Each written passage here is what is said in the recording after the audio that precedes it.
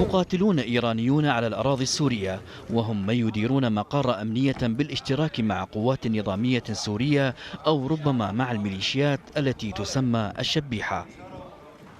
في هذا المقر الذي يسمى مقر السيدة رقية غرف كثيرة، منها كما تبين الصور غرف خاصة بالاتصالات ويشرف عليها إيرانيون.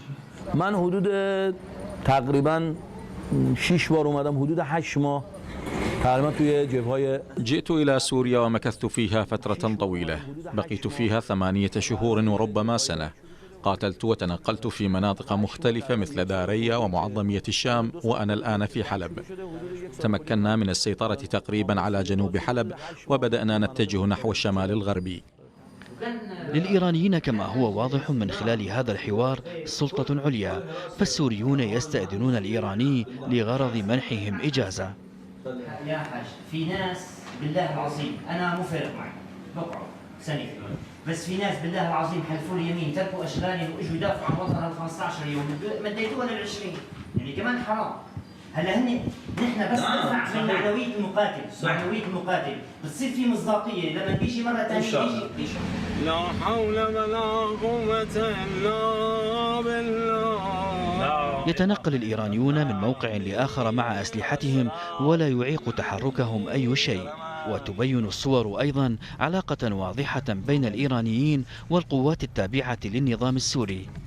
السلام عليكم. السلام. كيفك حبيبي؟ شو أخبار؟ ما في مشكلة. الآن أخوان انتشار 1 ساعة ساعتين موجود من هنا، يعني هذا عمل حتى إذا مسلحين هجوم، يعني هذا أخوان بالسرعة ممكن انتشار في منطقة. المهم هلا ينتشروا ان شاء الله الان ما يتجمعوا بالنقطة. لا الان انتشار بكل وفي هون عندي انا كمين حامي لكم الطريق ان شاء الله مشان تعرفوها. نعم هيك العناصر هدول كفايه الان انتشار. انا بالتحت بالجو واحد تاريخ موجود.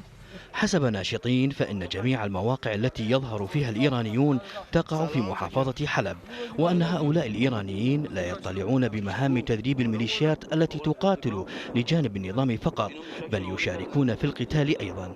لواء داوود التابع للمعارضة السورية والذي يعمل في المناطق الشمالية لسوريا قال إنه حصل على هذه الصور بعد أن استولى على كاميرا مقاتل إيراني بعد اشتباك قرب حاجز الدواجن في ريف حلب. ويؤكد لواء داوود الذي بث هذه الصور أنها الدفعة الأولى، وأن صورا أخرى لإيرانيين ستبث لاحقا على شبكة الإنترنت.